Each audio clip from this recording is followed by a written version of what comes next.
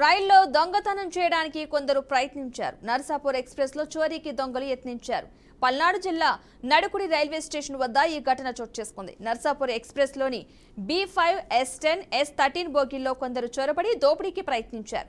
అయితే ఒక మహిళ తన మెడలో నుంచి ఓ దొంగ గొలుసును లాగడంతో ఆమె పెద్దగా కేకలు వేసింది. వెంటనే రైల్వే స్టేషన్ లో ఉన్న ఆర్పీఎఫ్ సిబ్బంది అప్రమత్తమయ్యారు. విజిల్స్ వేసుకుంటూ ఆర్పీఎఫ్ సిబ్బంది రావడంతో దొంగలు నర్సాపూర్ ఎక్స్ప్రెస్ నుంచి పరారయ్యారు.